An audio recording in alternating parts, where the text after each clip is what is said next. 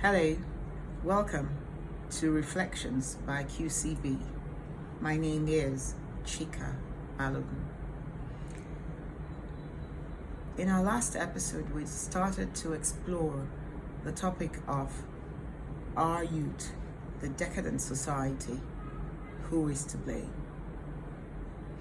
I listed out a number of possible culprits. And I said, we all are to blame. In some cases, one or two of the components will take a larger portion. Some cases, all filled in little bits.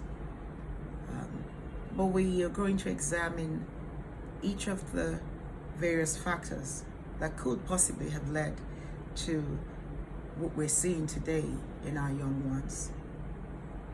And I said we'd start with parenting, because at the core of everything is a parent, someone who has responsibility over a child, someone whose core role is to nurture, train, educate, protect, provide for, care for, love, teach a child.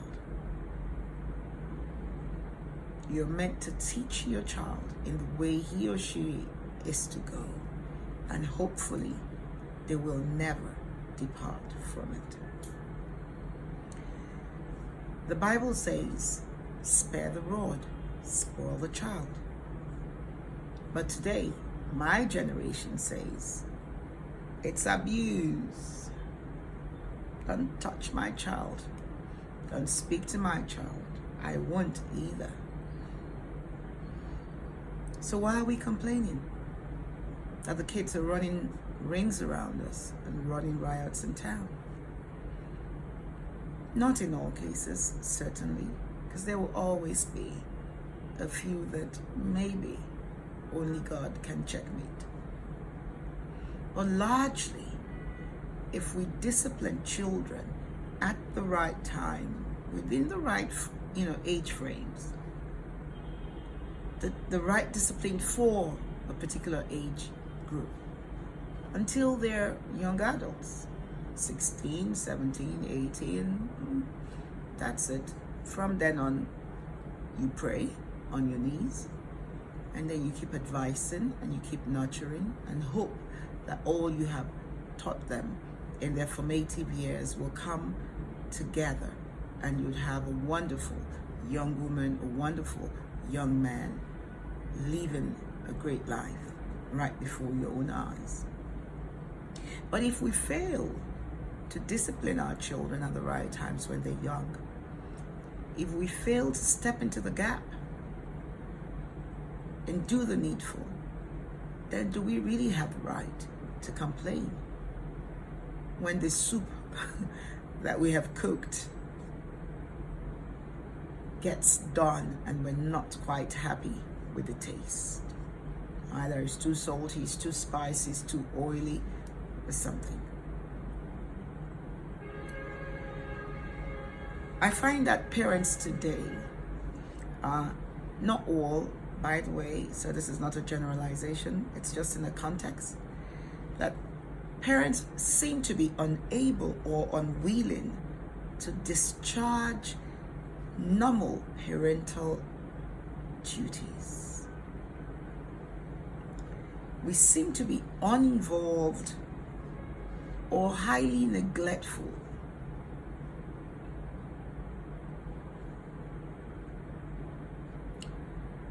How many parents today have a sleep time for their kids and make sure their kids are in bed at that time, and a wake-up time for family prayers or family devotion, or just for the child to learn to meditate, to learn to reflect and plan their day, a few precious minutes early in the morning for them to get used to that. Waking up early, planning their day. Of course, when they come of age. Do we control television hours? like it was controlled when I was growing up. In fact, growing up, our TVs were them types that you had to pull the two sides open to see the screen behind it. So there was a wooden curtain in front of the TV. And you needed permission from your father or mother at 4 p.m. when NTA would sound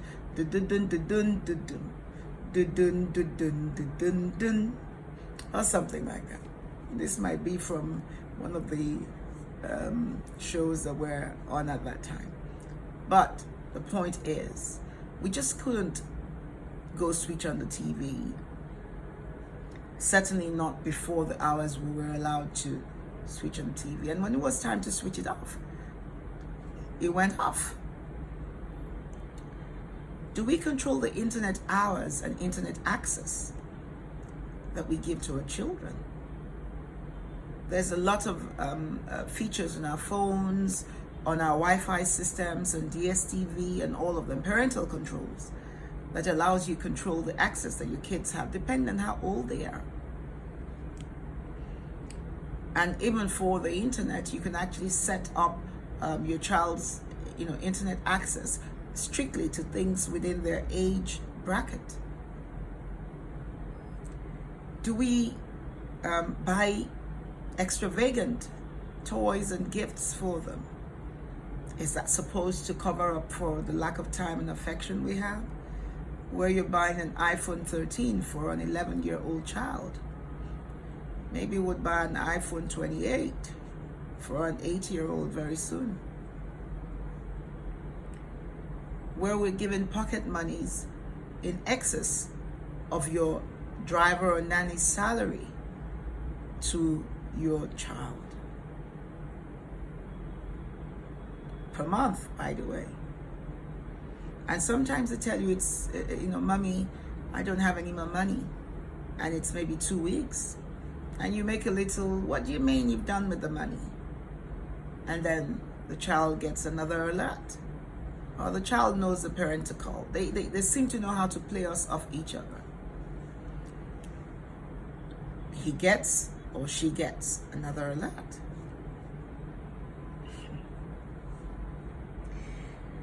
Are we so uninvolved that we don't even recognize when our children are going through some kind of trauma, some kind of abuse, and not necessarily from us, possibly from people who we have paid to watch over them, from the house helps and the nannies that we have in droves to help us to watch over our kids. I sometimes wonder why we have the kids. Some of our kids are abused physically, sexually, psychologically, emotionally, and not from the parents, but from people who work for us. And our daughter stops us to say something, and we tell her, sweetheart, we'll talk later, we'll talk tomorrow, and the tomorrow never comes. Our sons try to tell us something, and we're like, man up, chin up, boys don't cry. Hello, boys don't cry. They are human beings, flesh and blood. And tears are an expression of either joy or sadness, and should be allowed, whether you're female or male. A lot of my male friends were abused as kids. And when I say to them, why didn't you say anything to your parents? Their response is always nutty, because we were enjoying it. Well, that's for a man. And I'm not even sure that that would be the response if I were to conduct a survey. I'm not sure that would be 100%. Some might not have enjoyed it. Some might today be suffering some kind of psychological disconnect because of the sexual abuse they endured when they were younger. But for females, it's even worse. They could get pregnant. We don't want to even go through, all that could happen to a female child. She becomes withdrawn. She becomes very sensitive. And we don't take note. We don't pay attention. Or we pump in some more money. You know, we think that money is a band-aid that cures everything. So we're working hard, and you know, you have a headache, you seem to have a fever. The fever is because your child is anxious. The fever is because your child has been touched in a way they shouldn't have been touched and want to tell you, and has been threatened that if you tell your mommy or your daddy, I will kill you. And that child is going through that torture, but you're not present enough to know the difference between malaria fever and anxiety in your child. Sometimes we withdraw our affection because we get offended with something the child has done. And our way of dealing with it is to withdraw affection. How does that help that child in the long run? You're also teaching that child that withdrawing attention, withdrawing love is what you do when things go wrong. Think about the future then. So why are we complaining about some of the things we see today? Do we still check their bags for what they bring home from college? My bags were checked even all the way to university. I couldn't bring things that didn't belong to me home. It was virtually impossible. And I've heard stories, horror stories from my friends of their parents taking them back to school with an item, maybe a shoe, a slipper, something that they came from school with. Do we still check the homework that our kids bring home? And I put a question mark as well to the schools who give young kids PhD type homeworks. Excuse me. I'll be very glad if any of you could answer me. Any of you proprietors, any of you teachers could tell me what the intent is when you give a child that is 8 years old an assignment that would take even an adult 3 hours to solve after they have come back from a long day in school. Are you giving the assignment to parents? And I'm just derailing here a little bit to speak to schools. Are you giving the assignment to the parents or to the child? But back to normal homework. As parents, do we go through their school books, not even just homework, go through the actual notes they made in school, check if your child is copying, check the handwriting, check, if they make side notes, ask them questions, not even questions based on homework, but just questions based on what their school notes show that they have learned over a certain period of time.